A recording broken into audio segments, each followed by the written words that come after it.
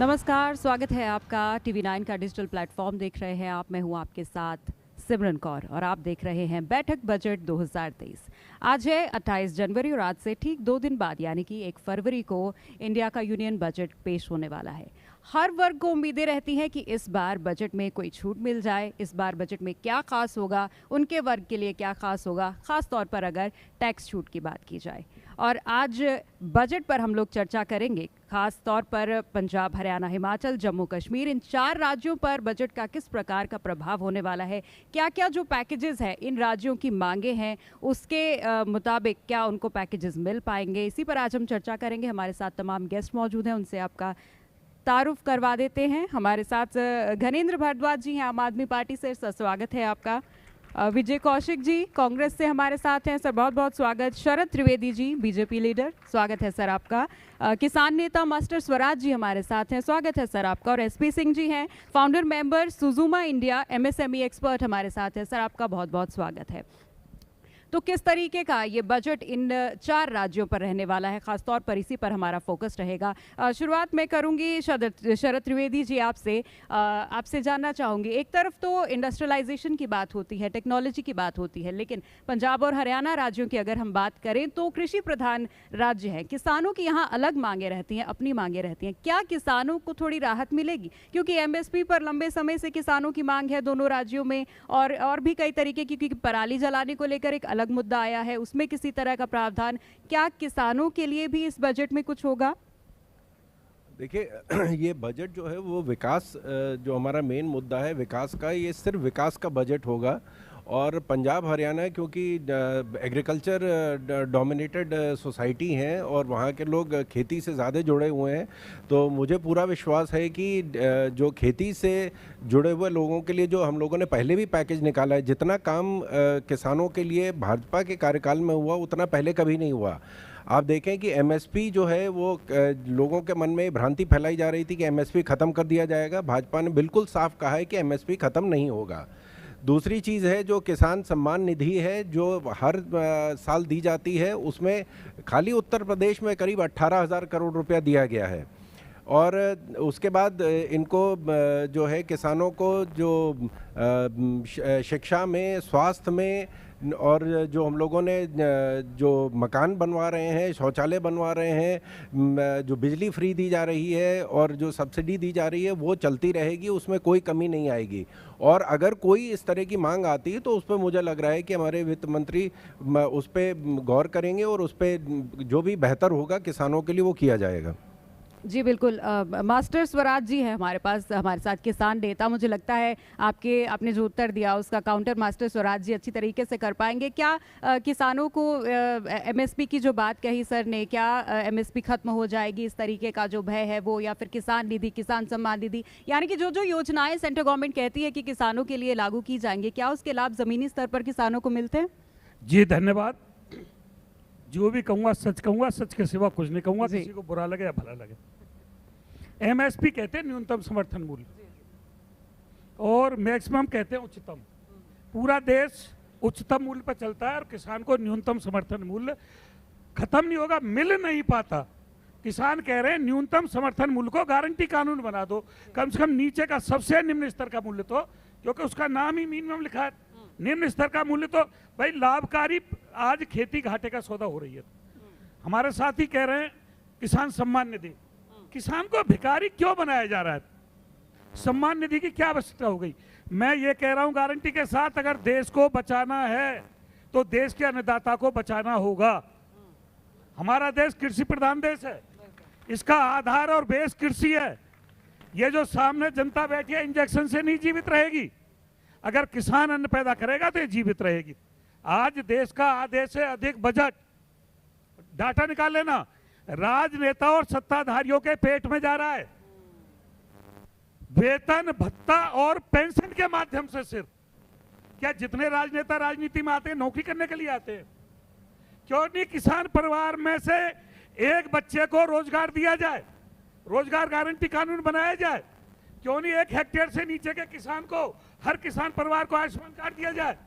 मेरे साथी अभी कह रहे थे शिक्षा और स्वास्थ्य, गांव देहात में जाकर के देखो, पूरा हिंदुस्तान गांव देहात में बसता है, शहर में नहीं बसता। शिक्षा और स्वास्थ्य की वास्तविक हालात क्या है, जिला अस्पतालों की वास्तविक हालात क्या हैं, सरकारी स्कूलों की वास्तविक हालात क्या हैं। अगर किसान पे मैं बोलूं तो सुबह से शाम लग जाएगा। और दूसरा, जो पब्लिक के जेब में जो पैसे हैं वो भ्रष्टाचार की जेब चढ़ जाते हैं। जो हमारे सरकारी कर्मचारी अधिकारी हैं उनको भी तो रिश्वत चाहिए, चाहे थानों में बैठे हैं या तहसीलों में बैठे हैं या कलेक्ट्रेट में बैठे हैं। किसान परिवार का काम जब होता है, विरासत जब दर्ज होती है, जब पैसे चले जाते हैं, उसकी अपनी जमीन पर नाम नहीं चढ़ पाते। अगर वो जमीन खरीदता है तो दाखिल खारिज नहीं हो पाता बिना पैसे के। रजिस्ट्रार ऑफिस में रजिस्ट्री जब होती है, जब रिश्वत चली जाती है, किसको पता नहीं है देश में, किस राजनेता को पता नहीं है। एग्रीकल्चर पार्ट्स पे जो भी बोनस दिया जाता है वो ऑथराइज्ड डीलर के माध्यम से दिया जाता है। ऑथराइज्ड डीलर हो जाते हैं कि इससे खरीदोगे तो आपको बोनस मिलेगा, ए से खरीदोगे, अगर बी से खरीद लिया तो तुमको बोनस नहीं मिलेगा। ऑथराइज्ड डीलर पहले उसके ड्योढ़े दाम कर देता है। बीमा देख लो, अगर पूरे तहसील की फसल 80% नष्ट होगी तो बीमा मिलेगा, फसल का बीमा। अगर पूरी तहसील में 10 किसानों की फसल नष्ट हुई है तो उनको बीमा नहीं मिलेगा। क्यों नहीं मिलेगा? बिल्कुल। अगर हमारी गाड़ी एक्सीडेंट होती है तो बीमा मिलता है उसका, एक गाड़ी का। किसानों के लिए अगर 10 किसानों की फसल नष्ट हुई है, उनको बीमा का पैसा लेना है तो पूरे क्षेत्र की फसल को पहले खत्म करना होगा, जब बीमा मिलेगा। बिल्कुल। ना तो अब क्या खाद की देख लो, तो इन पॉलिसीज पर जिस समय डीएपी की आवश्यकता थी, डीएपी नहीं मिल रही। जी बिल्कुल। इन जो ये समस्याएं हैं किसानों की, इस पर कोई पॉलिसी लाने की बजाय बड़ी बड़ी बातें, तकनीकी बातें जो है वो सरकारों की तरफ से। पॉलिसी मैं बताता हूँ, सबसे बड़ी समस्या चल रही है आजकल आवारा पशुओं की, जो रातों रात फसल को चट कर जाते हैं। उसमें गऊओं में तो ये है कि बांझपन की बीमारी पैदा हो गई है। हमारी सरकार के पास कहीं भी पूरा उत्तर प्रदेश में ना तो मवेशी के लिए डॉक्टर है और ना मवेशी के लिए दवाई है और ना मवेशियों के अस्पताल है। बिल्कुल, ताकि बांझपन का रोग पैदा है। मनुष्य ने अपने लिए संसाधन पैदा किए, मवेशियों के लिए कोई भी चिकित्सा की व्यवस्था पैदा नहीं की। विजय कौशिक जी, दूसरा मैं ये कहता हूँ, बीएसएफ है, बॉर्डर की रक्षा करती है, एएसएफ बना दो, एग्रीकल्चर सिक्योरिटी फोर्स बीएसएफ की तर्ज पे, बच्चों को रोजगार भी मिलेगा और कृषि की सुरक्षा भी होगी। बहुत बढ़िया, बहुत बढ़िया, बहुत बढ़िया। मुझे लगता है आपकी बातों से हमारी ऑडियंस जो है वो बहुत इत्तेफाक रखती है। शरद त्रिवेदी जी, आपने जिस तरीके से बताया कि ये सारी जो बातें हैं, जो पॉलिसीज हैं लाई जाएंगी उसके बाद, लेकिन ज़मीनी हकीकत है वो हमें मास्टर स्वराज जी ने बताई। और विजय कौशिक जी, आपसे जानना चाहूँगी, ये ज़मीनी मुद्दे हैं, ये ज़मीनी मुद्दे हैं, इन पर कोई पॉलिसी नहीं लाई जाती, इन पर कोई बड़ी बहस नहीं छेड़ी जाती, लेकिन अलग तरीके से कि टैक्स स्लैब क्या होनी चाहिए, इंडस्ट्रीज़ को कितनी छूट मिलनी चाहिए, निवेश कितना आए, परसेंटेज ऊपर नीचे, वो आंकड़ों में उलझाकर बजट पेश किया जाता है। ज़मीनी मुद्दों को लेकर कोई पॉलिसीज़ बजट में क्यों नहीं आती, खासतौर पे आवारा पशुओं की या फसल बीमे की या किसी तरह 100 तरीके की परेशानियां जो किसानों को आती है। हम बात क्योंकि पंजाब, हरियाणा,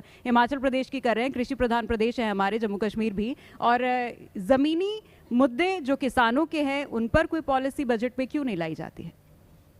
सिमरन जी, अभी भाजपा प्रवक्ता ने कहा था कि ये बजट विकास का बजट होगा और हर साल सरकार द्वारा यही कहा जाता है कि बजट विकास का बजट होगा, लेकिन ये विकास है क्या? कोई भी विकास हमारे जीवन को सुगम बनाता है, हमारे जीवन को आरामदायक बनाता है, इसलिए विकास की ज़रूरत पड़ती है। जैसे कभी गर्मी में पंखा तक नहीं होता था, आज कूलर है, एसी है, लेकिन आज वो एसी अगर ओजोन परत में सुराख कर रहा है या उसके कारण और पर्यावरण की कई गंभीर समस्याएं हो रही हैं, तो उन पर भी तो विचार करना ज़रूरी है। तो आज विकास के नाम पर अगर हमारे देश का बजट विनाश की तरफ इस देश को ले जा रहा है, तो निश्चित तौर पर अगर विकास होगा तो उससे सबका फ़ायदा होगा और विनाश होगा तो सबका नुकसान होगा। हमारे देश के माननीय प्रधानमंत्री ने कहा था कि वो देश की अर्थव्यवस्था को 5 ट्रिलियन की बनाना चाहते हैं। हमने कांग्रेस की तरफ से सवाल उठाया था कि भाई किसी भी चीज़ के लिए कोई योजना तो होनी चाहिए। अगर आप 5 ट्रिलियन की अर्थव्यवस्था बनाना चाहते हैं तो आप कैसे, क्या पॉलिसी है? क्या देश की जनता के ऊपर टैक्स लगाकर, क्या देश की जनता का लहू निचोड़कर इस देश की अर्थव्यवस्था को 5 ट्रिलियन की बनाई जाएगा? एक राजा को एक वरदान मिला था, क्योंकि वो पैसे का बहुत भूखा था कि भाई वो जिस चीज़ को छुएगा तो वो सोने की बन जाएगी। एक दिन उसने अपनी बेटी को छू लिया था, तो नतीजा क्या रहा? वो रोने लगा। तो ये जो पैसे की भूख है या अर्थव्यवस्था की जो टैक्स की भूख है, इससे ये देश उन्नति नहीं कर सकता, एक दिन देश को रोना पड़ेगा। क्यों? सबूत के साथ बताता हूँ आपको कि हम मेडिक्लेम क्यों कराते हैं। जब सरकार हमें बेहतर स्वास्थ्य सुविधाएं देने में विफल रहती है तो एक सिक्योरिटी के तौर पर हम पैसा देकर एक सुरक्षा खरीदते हैं कि जरूरत पड़ेगी तो अस्पताल में इलाज के खर्चे के लिए जो 2-4 लाख रुपए हैं वो एकाएक ना हुए तो क्या होगा, उसलिए मेडिक्लेम कराते हैं। सरकार ने उस पर भी टैक्स लगा दिया। LIC बीमा पॉलिसीज क्यों कराते थे? सरकार हमेशा इस तरह की योजनाओं को प्रोत्साहन क्यों देती थी कि भाई इससे सरकार के पास बहुत मोटा अमाउंट इकट्ठा हो जाता है जो देश के विकास में लगता है। सरकार ने उस पर भी टैक्स लगा दिया। अब मुझे ये बताइए, स्वास्थ्य सुविधा आप दे नहीं रहे, आदमी को दूसरा इंतजाम कर रहा है, उस पर भी टैक्स, हर चीज पर टैक्स, पेट्रोल पर टैक्स, डीजल पर टैक्स। शिक्षा व्यवस्था कितनी महंगी हो गई है, आप ये देखिए, लोगों का जीना हराम हो रहा है। आज आपने खाद्यान्न उत्पादनों पर भी टैक्स लगा दिया कि भी मैं चावल लेने के लिए गया, उन्होंने कहा जी अब 10 किलो का कट्टा नहीं है। मैंने कहा क्यों? क्योंकि सरकार की पॉलिसी आ गई अगर 26 किलो से कम है तो उस पर टैक्स लगेगा। तो कंपनियों ने अब बताइए 26 किलो का कट्टा कौन खरीदे। तो जमीनी स्तर पर मुद्दा ये है कि सरकार के मुताबिक जो सरकार की पॉलिसीज हैं उनके मुताबिक टैक्स की व्यवस्था आटे में नमक जैसी होनी चाहिए कि आदमी का जीवन ना घुटे। आज टैक्स के कारण लोग मरने के लिए मजबूर हैं, ये जमीनी हकीकत है। अगर इसे विकास में क्यों, सरकार का तो खजाना बढ़ रहा है ना, सरकार को तो हर चीज से टैक्स मिल रहा है। सरकार तो दावे कर रही है हमारा GST कलेक्शन रिकॉर्ड तोड़ क्रॉस कर गया, लेकिन बढ़ती हुई आबादी के मुद्दे हैं। अभी पिछले दिनों सरकार ने एक नियम और बना दिया, 10 साल पुरानी गाड़ी 15 साल पुरानी गाड़ी कबाड़े में कर दी जाएगी। देश का ये बहुत बड़ा नुकसान है। अगर आप में से किसी भी परिवार की गाड़ी मात्र 20,000 किलोमीटर चली है 10 साल में, 50,000 किलोमीटर चली है, तो आपने क्या गुनाह किया है कि आपकी गाड़ी को कबाड़े में बदल दिया जाएगा। अरे पश्चिमी देश जो हमारे से तरक्की में कितना आगे हैं, कितने कितने पूंजीपति हैं, वहां भी सिस्टम क्या है, एक टाइम लिमिट के बाद आप अपनी गाड़ी का फिटनेस टेस्ट कराएंगे, आपकी होगी, उसकी लिमिट होनी चाहिए गाड़ी की, नहीं साल नहीं होनी चाहिए। मेरी बात सुनिए, अगर आपकी गाड़ी का फिटनेस टेस्ट ओके है, चलने लायक है, तो उससे निश्चित तौर पर अगर आपकी गाड़ी सड़क पर चलेगी तो देश का फायदा होगा, नुकसान नहीं होगा। ये याद रखना। नुकसान उन परिस्थितियों में अगर कोई गाड़ी अगर वो कंडम है और फिर भी चल रही है, ऐसी गाड़ियों को हटाया जाना चाहिए, हम समर्थन करते हैं। लेकिन आप ये देखिए जो मिडिल मैन है आज उसकी कमर टूटी पड़ी है। आज गेहूं का आटा क्या रेट खा रहे हैं हम, 40-40 रुपए किलो बाजार में मिल रहा है, 50-50 रुपए किलो MP का आटा मिल रहा है। आप ये बताइए कि भाई सरकार हम लोगों के माध्यम से देश की तरक्की करेगी या आम जनता को मिटाकर देश की तरक्की करेगी? क्योंकि किसी भी मुद्दे पर सरकार हम किस लिए चुनते हैं कि वो जनता को राहत दे, लेकिन आज राहत की बात नहीं है। क्योंकि हर जगह देखिए एक चीज और बता रहा हूं मैं आपको, हम कहते हैं विकास विकास। जितने भी मुख्यमंत्री हैं आज पूरी दुनिया भर में घूम रहे हैं कि जी हमारे यहाँ इंडस्ट्री लगाइए, हमारे यहाँ, और चलन क्या चल रहा है कि एक उद्योगपति ने कौड़ियों के भाव नोएडा में जमीन ले ली, यहाँ फैक्ट्री लगा दी। उसके बाद राजस्थान सरकार कहती है या कोई दूसरे प्रदेश की सरकार कहती है आप हमारे यहाँ आइए, हम आपको इतनी छूट देंगे। यहाँ कौड़ियों की जमीन को करोड़ों में बेचकर वो जाकर दूसरी जगह इंडस्ट्री लगा लेता है। एक एग्रीकल्चर लैंड, अगर हम एक बंजर जमीन को देखें, उसे उपजाऊ बनाने में 50 वर्ष लग जाते हैं, और हम एक झटके में एग्रीकल्चर लैंड को बंजर जमीनों में बदलते जा रहे हैं। भूमिगत पानी दूषित होता जा रहा है। 450 एकड़ जहां हम बैठे, आप मुझे बताइए अगर किसी अंग्रेज को दिल्ली NCR में हम लाकर रख दें, प्रदूषण से मर जाएगा। इस मुद्दे पर कोई बात नहीं होती। क्यों नहीं होती? कि मान लीजिए उदाहरण के तौर पे बताता हूं, केजरीवाल जी हैं दिल्ली में, जब पहले दिल्ली में प्रदूषण होता था कहते थे पंजाब का किसान पराली जला रहा है, उससे प्रदूषण आ रहा है। अब पंजाब में उनकी सरकार आ गई तो अब कोई प्रदूषण नहीं है। ऐसी केंद्र सरकार की स्थिति है। हमारे देश में जो पॉलिटिक्स है वो ये है कि आज भाजपा क्या कहती है, अरे कांग्रेस ने जो गलत काम किए थे हम तो उनकी भरपाई कर रहे हैं। अरे भाई कल को कांग्रेस आएंगे, हम आएंगे तो हम ये कहेंगे कि तुमने गड्ढे खोदे, हम भरपाई कर रहे हैं। सवाल ये आपको चुना इसलिए गया था, आप काम करके दिखाएं आपने काम क्या किया है। तो निश्चित तौर पर बजट के नाम पर हलवा ही खाया जाता रहेगा हर साल। अगर जनता को राहत नहीं मिली तो। बिल्कुल, और निश्चित इसी तौर पर। बात का इंतजार रहता है कि जनता को क्या राहत मिलेगी। जिस तरीके से मैंने ओपनिंग में बोला था कि मध्यम वर्गीय खास तौर पर ये देखते हैं कि थोड़ी बहुत छूट अगर टैक्स में मिल जाए तो थोड़ा आसान होगा, और घबराहट भी इस बात की रहती है कि कहीं कोई नया टैक्स ना इस बार आ जाए। हमारे साथ एसपी सिंह जी हैं, एमएसएमई एक्सपर्ट हैं, फाउंडर मेंबर सुजुमा इंडिया से। और एसपी सिंह जी, अभी तो बात हम कर रहे थे कृषि की, लेकिन आप खुद एमएसएमई सेक्टर से आते हैं और एमएसएमई वालों की बड़ी उम्मीदें रहती हैं बजट से, क्योंकि टैक्स में थोड़ा बहुत 1-आधे% का भी जो फर्क होता है सबसे ज़्यादा हमारे एमएसएमई वालों को, मीडियम और स्मॉल स्केल इंडस्ट्रीज वालों को पड़ती है। तो आप किस तरीके से उम्मीदें लगा रहे हैं इस बजट से? और जिस तरीके से बात अभी हो रही थी कि एग्रीकल्चर पर ज़्यादा ध्यान देना चाहिए बजाय इसके कि इंडस्ट्रीज पर ज़्यादा ध्यान देना चाहिए, क्योंकि अगर इन खास 4 राज्यों की हम बात करें तो क्या आप इस बात से सहमत हैं? मैं जो हमारे मित्रगण जो बैठे हैं उन्होंने बात करी, मैं उसी में ऐड करना चाहूँगा। मैं ये बात नहीं करूँगा कि क्या अच्छा है क्या बुरा है, मैं ये बात करूँगा कि हम क्या कर सकते हैं। सरकार की इच्छा शक्ति में कभी कमी नहीं रही, चाहे वो कांग्रेस की रही या कोई भी सरकार है, लेकिन क्या है कि उसको ग्राउंड पे इम्प्लीमेंट नहीं करा जाता। अब जैसे आज सोलर पे सरकार सब्सिडी दे रही है, लेकिन वो नॉर्मल पब्लिक को पता ही नहीं है।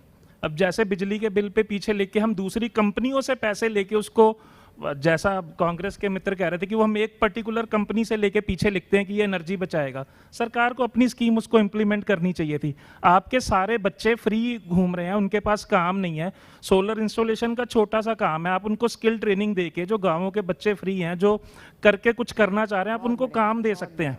तो ये सारी चीज़ें हैं जिनको इम्प्लीमेंट करा जा सकता है, जिसमें कुछ बहुत सारे बजट की ज़रूरत नहीं है, ये सिर्फ इच्छा शक्ति की बात है। वो जैसे ये वही वाली बात है कि अपन कैपिटलिज्म से घूम के अपने को अपने देश के लिए कुछ करना है, तो वो स्कीमें तो बन गई हैं लेकिन वो स्कीमें इम्प्लीमेंट नहीं होती हैं। और अपने को बहुत सारी चीज़ें ऐसी हैं जो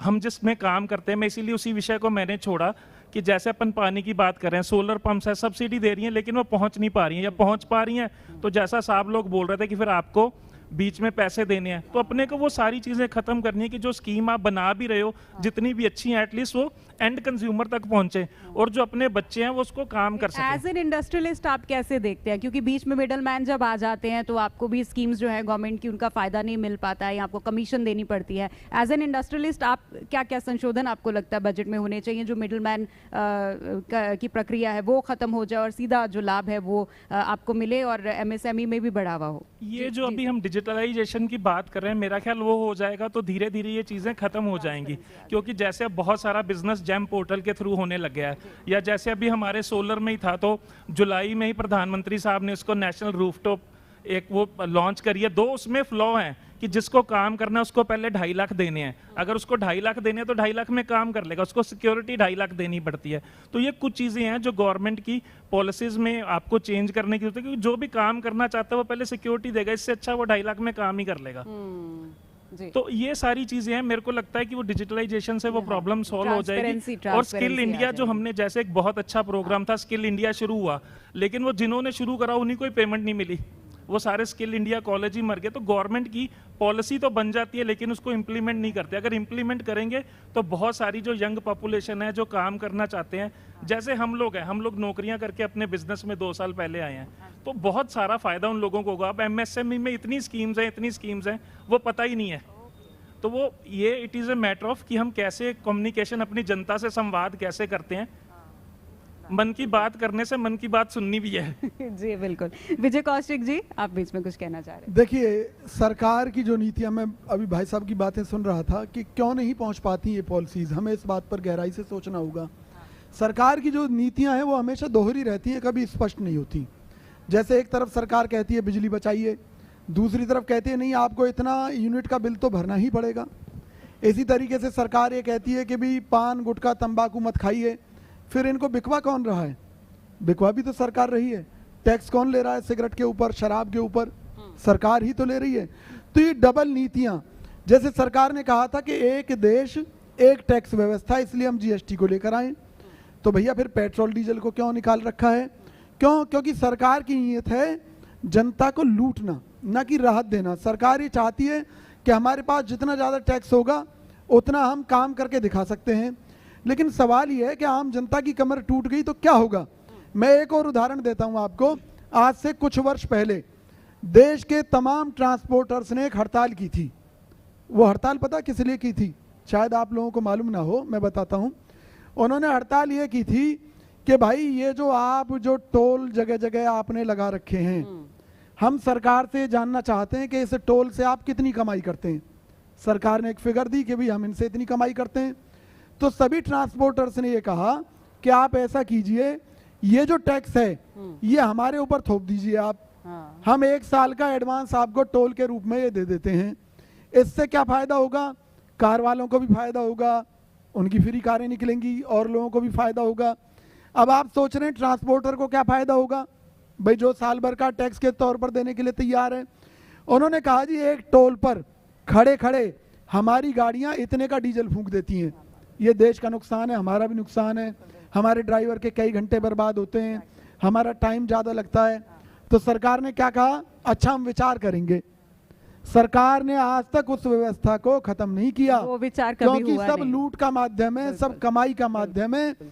यहाँ के ही एक पुल का उदाहरण आपको मालूम होगा, उसकी जो टाइम लिमिट थी, उसकी टाइम लिमिट के बाद भी टोल वसूला जा रहा था, लोग कोर्ट गए, जब जाकर उस पर रोक लगी। बिल्कुल ऐसी तो दोहरी माइन्यूट, नीतियां बिल्कुल बंद बहुत होनी चाहिए। माइन्यूट चीजें हैं जिन पर आम जनता का ध्यान जाता नहीं, और जब जाता है तब पता चलता है कि ऐसे कितने छोटे छोटे लूप होल्स हैं। स्क्रैप पॉलिसी की जिस तरीके से आपने हाँ जी, बात की कि बहुत बड़ी साजिश है ये भी। अननेसेसरी स्क्रैप पॉलिसी लगा दी गई है, जिसकी गाड़ी नहीं चली उसको भी 15 साल बाद स्क्रैप करनी पड़ेगी। ज्ञानेंद्र जी हमारे साथ है, ज्ञानेंद्र भारद्वाज जी। स्क्रैप पॉलिसी पर जिस तरह से एक्सप्लेन किया सर ने, कौशिक सर ने, कि किस तरीके से और ज्यादा आर्थिक बोझ बढ़ेगा, कि एक मध्यम वर्गीय परिवार है, वो छोटी गाड़ी लेता है, ज्यादा चलाते नहीं है, अपनी सहूलियत के लिए ली है, 15 साल बाद उसको स्क्रैप कर दिया। अब जो गाड़ी उसने 5 लाख की ली थी, 15 साल बाद वो 15 लाख की हो गई। कितना आर्थिक बोझ बढ़ेगा, तो किस तरीके से मैनेज होगी इकोनॉमी? देखिए 2014 से लगातार मोदी जी की सरकार देश में, और 2013 का हमें स्लोगन भी याद है, मोदी जी ने कहा था अच्छे दिन आएंगे। मोदी जी ने कहा था बहुत हुई महंगाई की बार, अब की बार मोदी सरकार, ये उनके स्लोगन थे। बहुत हुआ महिलाओं पे अत्याचार, अब की बार मोदी सरकार। तो बहुत लोक लुभावने वादों के साथ ये सरकार आई थी। 2014 से मेरे ख्याल से नौवां बजट अब आएगा। हर बजट में हर देशवासी एक उम्मीद लेके बैठता है, हर नौजवान एक उम्मीद लेके बैठता है, हर महिला एक उम्मीद लेके बैठती है कि शायद इस बार मेरे लिए कुछ आएगा। अभी मैं DOPT का डाटा एक्स देख रहा था, और खुद केंद्र की सरकार ने उसको पार्लियामेंट में टेबल करा। DOPT का डाटा कहता है कि 2014 से लेके 2022 तक 23 करोड़ लोगों ने सरकारी नौकरी के लिए अप्लाई करा, और मिले कितने लोगों को, मात्र 7 लाख लोगों को। तो इस देश के, देखिए इकोनॉमी को अगर आपको समझना है, और मेरा ये मानना है कि बजट सरकार की नीयत होती है, बजट सरकार का एक आपके ऊपर एक प्रेजेंटेशन होती है कि सरकार अगला 1 साल किस तरीके से काम करेगी।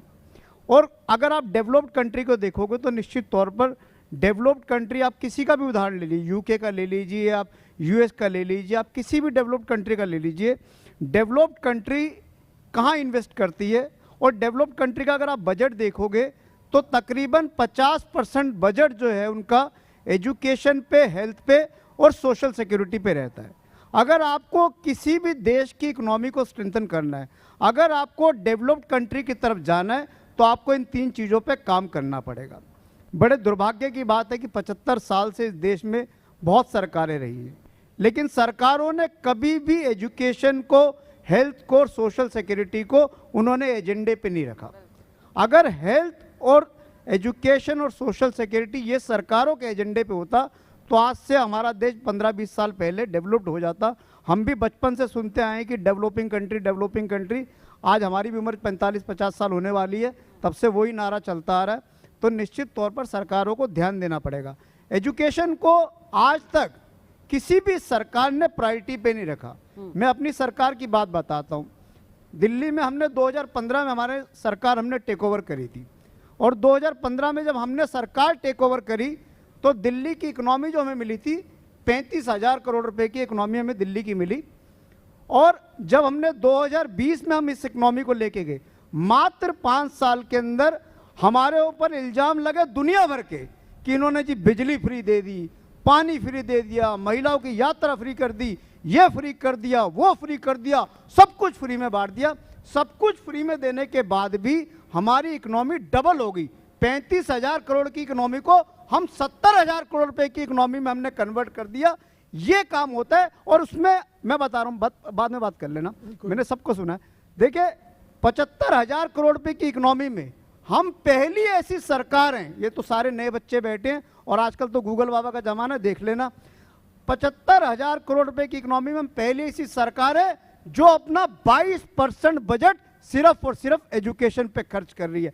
18% बजट हमारा सिर्फ और सिर्फ हेल्थ पे खर्च हो रहा है और 10% बजट हमारा सोशल सिक्योरिटी की स्कीम्स पे हो रहा है। ये दिल्ली की सरकार कम रही है कि हम 50% जो बजट है सिर्फ इन 3 चीजों पे खर्च कर रहे हैं, क्योंकि हमारा ये मानना है कि एजुकेशन और हेल्थ ये आपकी फ्यूचर इन्वेस्टमेंट है। अगर आप अपने लोगों पे इन्वेस्ट करते हो, आप अपनी पॉपुलेशन पे इन्वेस्ट करते हो, तो ये पॉपुलेशन एक दिन आपको स्ट्रेंथन करती है। यही हमारा एक, हमने तो करके दिखाया। हम तो बार बार कहते हैं अगर दिल्ली की सरकार सब कुछ फ्री करने के बाद अपना बजट डबल कर सकती है, अपनी इकोनॉमी डबल कर सकती है, तो मेरे हिसाब से कोई भी सरकार कर सकती है, देश की भी सरकार कर सकती है। लेकिन हो कह रहा है, मैं 2 मिनट बोल लूंगा, कि आज देश में 2 तरीके के मॉडल चल रहे हैं।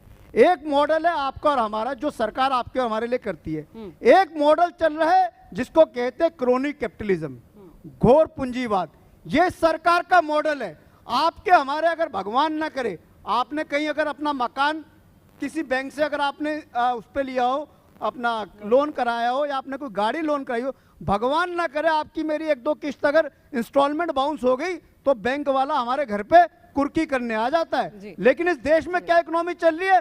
इस देश में कुछ कॉर्पोरेट्स हैं, उन्होंने 1 नहीं, 2 नहीं, 3 नहीं, 4 नहीं, 5 नहीं, हर साल सरकार बैंकों का 10 लाख 12 लाख करोड़ रुपए खा जाते हैं, हड़प जाते हैं। और सरकार क्या करती है? कहती है जी राइट ऑफ कर दिया, कभी वेव ऑफ करते हैं। अभी बीच में हमारी काफी लड़ाई, कह रही जी वेव ऑफ नहीं करा, राइट ऑफ करा। मैंने बोला भाई राइट ऑफ और वेव ऑफ को मतलब समझा दो कि ये क्या होता है।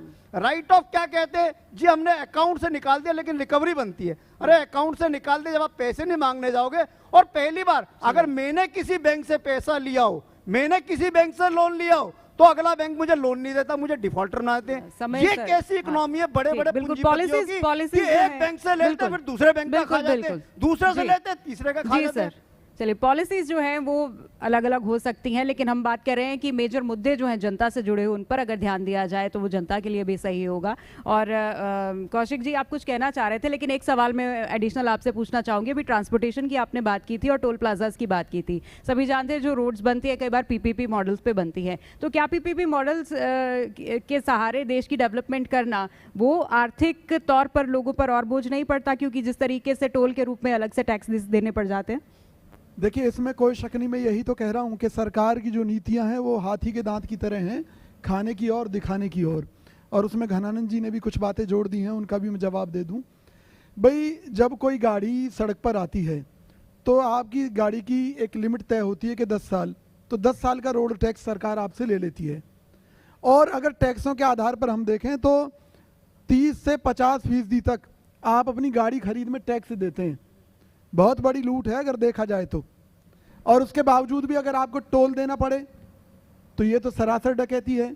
इसके अलावा जब आप गाड़ी में पेट्रोल डीजल डलवाएं और आपको पता चले कि इसकी कीमत है 40 रुपये और आपसे लिए जा रहे हैं 90 रुपये, 100 रुपये, तो यानी कि आप हर कदम पर पैसा ही पैसा दे रहे हैं। अरे भाई, कहीं तो हमें छूट होनी चाहिए। अब सरकार 2 आधार पर चल रही है। एक तो वो क्या कहती है कि देखिए हमने बजट बढ़ा दिया, हमारे पास टैक्स ज़्यादा आने लगा, हम सरकार को सुविधा दे रहे हैं, सरकार की तरफ से आपको ये सुविधा दे रहे हैं। आपने कहावत सुनी होगी, जिसका जूता उसी का सिर। आपकी जेब से 1000 रुपये लूटा गया और 100 रुपये आपको इनाम के तौर पर दे दिया, तो बताइए क्या ये व्यवस्था अच्छी है क्या? बिल्कुल। हम तो ये कहते हैं लूटो ही क्यों भाई, क्योंकि जब आप 1000 रुपये लूटते हो तो वो अफसरों और नेताओं से होता हुआ, और बाद में जब 100 रुपये हम तक आता है तो उसमें से वो पैसा तो हमारी जेब से कौन लोग खा गए, हमारे पैसे पर कौन कौन लोग पल गए।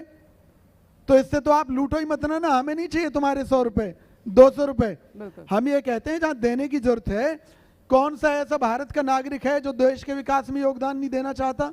मुझे बता दीजिए आप। सब देते भी हैं सर। लेकिन क्या हमारी गर्दन की कीमत पर इस देश का विकास होगा तो क्या ये देश बच पाएगा? कभी नहीं बच पाएगा। क्यों? क्योंकि कोई राष्ट्र कैसे मजबूत होता है जी। अगर इस देश का नागरिक आर्थिक रूप समय से सर मजबूत थोड़ा है। सा। सिर्फ एक लाइन जी। में बात खत्म कर जी, रहा हूं। जी। अगर इस देश का नागरिक आर्थिक रूप से मजबूत है और सरकार कहे कि भाई देश के ऊपर विपदा आ गई, पैसा दीजिए, तो आप देंगे नहीं देंगे? हर आदमी दे देगा। अगर आप स्वास्थ्य के नजरिए से मजबूत हैं और सरकार कहे कि भाई युद्ध शुरू हो गया, लड़ने के लिए आगे आ जाओ, अगर आप स्वास्थ्य की दृष्टि से मजबूत हैं, आप आगे आओगे नहीं आओगे? या अगर खांस रहे हो टीबी के मरीज की तरह या गंभीर बीमारियों से ग्रस्त हो तो क्या आगे आओगे? बिल्कुल। तो सामाजिक रूप से जी। आर्थिक रूप से मजबूत नहीं है इस देश का नागरिक, हाँ। बौद्धिक रूप से मजबूत नहीं है, तो याद रखना इस देश को आर्थिक रूप से, सामाजिक रूप से गुलाम होने से, बर्बाद होने से कोई शक्ति नहीं रोक सकती। बिल्कुल। और जिस तरीके से योगदान की आपने बात की, कोरोना में हमने देखा कि किस तरीके की स्वयंसेवी संस्थाएं आगे आई हैं और हर नागरिक ने आगे आके अपना कर्तव्य निभाया है देश के योगदान में, चाहे वो प्रधानमंत्री राहत कोष में या कोरोना फंड में उसमें डोनेशन देने की बात हो, या फिर सर समय मेरे पास कम है, मैं आपको 1 मिनट दे सकती हूँ, आप अगर कुछ कहना चाह रहे हैं तो। मैं पूरी तरह सहमत हूँ अपने मित्र कांग्रेस से जो है कि इन्होंने कहा है कि साहब टोल नहीं चार्ज होना चाहिए, तो अभी 3 राज्यों में इनकी सरकार है, उसमें तुरंत ही जो स्टेट हाईवे हैं उनसे टोल खत्म कर दें। कल ही कह दें कि साहब तुरंत स्टेट हाईवे से कोई टोल चार्ज नहीं होगा, क्योंकि जब केंद्र सरकार करेगी तो अच्छा है, जब राज्य सरकार करेगी तो केंद्र सरकार करेगी तो खराब है, राज्य सरकार करेगी तो बहुत अच्छा है। और दूसरी चीज ये है कि जो डेट टू जीडीपी रेशियो है, जिन राज्यों में इनकी सरकार थी अभी कुछ महीने पहले तक, पंजाब में उसका debt to GDP ratio highest है पूरे भारत में। आप इसको देख लीजिए, 53% डेट टू जीडीपी रेशियो, और पंजाब सरकार 20% अपनी पूरी आमदनी का खाली किस्तों में, खाली सूद में देती, क्योंकि किस्त नहीं, किस्त में सूद और असल दोनों जाता है, ये सिर्फ किस्तें दे रहे हैं, सूद दे रहे हैं उस पे। चलिए समय सर थोड़ा सा मेरे पास जब कोई करने की बात आती है जी। तो ये देश भाजपा, कांग्रेस और आम आदमी में लड़के रह जाता है। चैनल पे भी जब कोई बात होती है तो भाजपा कांग्रेस से लड़ती है, कांग्रेस भाजपा से लड़ती है, या बीच बीच में आम आदमी से लड़ने लगते हैं। जो वास्तविक मुद्दे की बात होती है टीवी चैनलों पे भी, वो भी झगड़े में ही रह जाती है। हमारी जनता भी बहुत समझदार है, जब बात जनता के फायदे की होती है तो जनता ताली भी बजाती है। सर समय इजाजत नहीं दे रहा है, जनता की बिल्कुल बात कम होती है, पार्टियों की लड़ाई की बात ज्यादा होती है। जी सिर्फ बिल्कुल। मैं देश की जनता से एक सामने बात रखना चाहता हूं कि भाई भाजपा मान लीजिए कांग्रेस के ऊपर आरोप लगाती है कि कांग्रेस एक डाकू पार्टी है, ये लोग जनता को राहत नहीं दे रहे, तो क्या भाजपा ये साबित करना चाहती है कि इनको महाडाकू बन जाना चाहिए? क्योंकि वो डाकू हैं इसलिए हम महाडाकू बनकर छूट नहीं देंगे। बिल्कुल बिल्कुल, ये इस तरीके की राजनीति जो है, मैं सहित रोकना चाहूंगी, इस तरीके की राजनीति नहीं होनी चाहिए। बिल्कुल बिल्कुल, मैं सहमत हूँ आपकी बात से। कांग्रेस सरकार बिल्कुल, बात आज मुद्दे की हो रही थी, बात बजट की हो रही थी, और यही हम उम्मीद कर रहे हैं कि अगर ये बजट जो है वो जनता के हित में आए, किसी तरह की थोड़ी बहुत राहत जो है वो मिल पाए जनता को, या किसानों को बहुत योजनाएं जो इस तरीके की, पैकेजेस इस तरीके के अगर सरकार इस बार लेकर आए तो वो एक अच्छी खबर होगी, क्योंकि सब नजर लगाकर बैठे हैं कि कब बजट आएगा और क्या राहत की खबर उनके लिए आने वाली है। आप सभी गणमान्यों को आज इस चर्चा में शामिल होने के लिए बहुत बहुत धन्यवाद। नमस्कार।